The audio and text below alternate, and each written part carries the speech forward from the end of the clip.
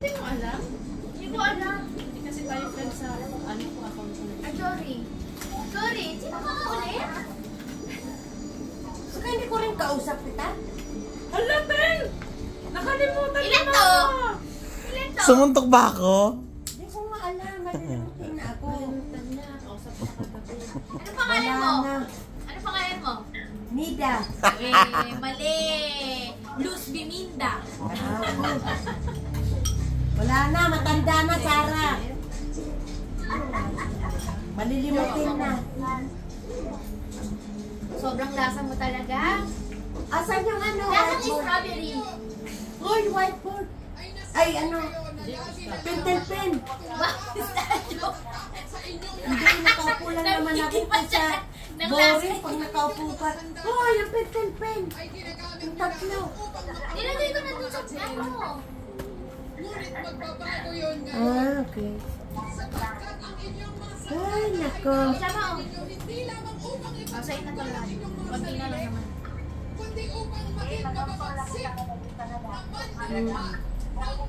Kanina natawag daw ako. Hoy! Ha? Bibi Jane. Ano, Tasar?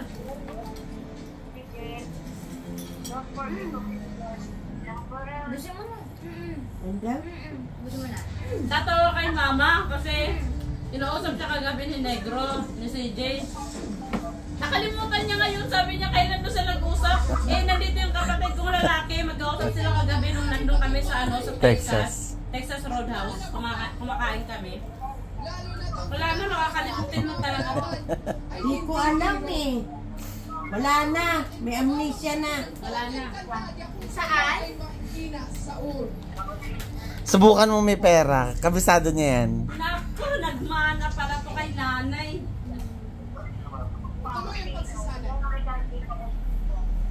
Hindi niya makakalimutan. Siyempre, pera yun. No? Matalat sa pera. Kalabanin mo na ang lahat. Wala na nga akong pera. Huwag lang ang pera ni Nida. Parang si nanay. Lahat naman ng nanay, yun ang pangarap, pera. Di ba, Tara? Pag may sakit tayo, gumagaling tayo sa pera.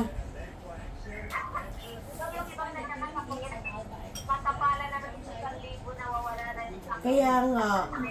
Tapalan nyo na yan. Tapalan nyo na sa mo. Tapalak mo na yun. Yan, yung plaster. Ha?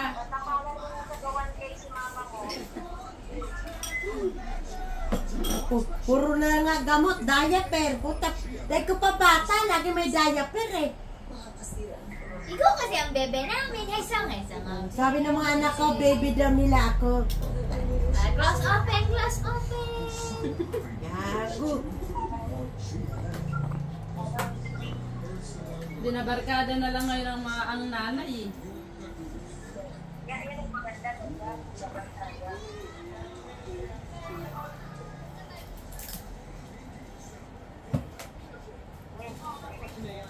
Hoy.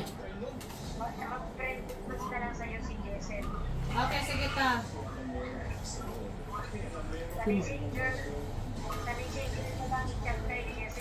Oo. Kumain na kayo? Kumain na kayo. Ano daw? Ano ulam niyo dyan?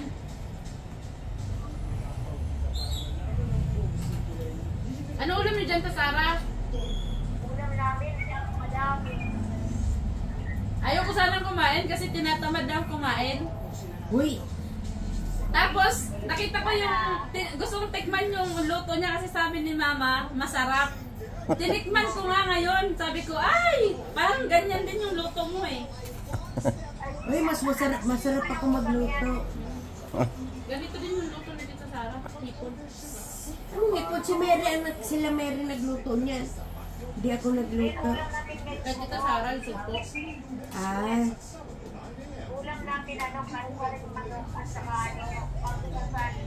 Sarap. wow. Naku, paborito ko yan inasal. Sarah, paborito ko yung inasal.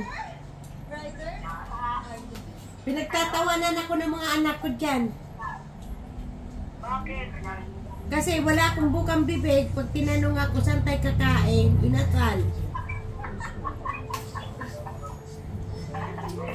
Kasi kami masyado hindi mahilig sa mga nangyari. Mas masarap yung lutong bahan. Eh kapag tinatamad kasi ako, makain kami sa labas. Hindi ka na lang kapag-inasal kasi bawal siya maraming kanin. Pero ngayon mahina ako kumain. Yan ang iwanan ng pagkain.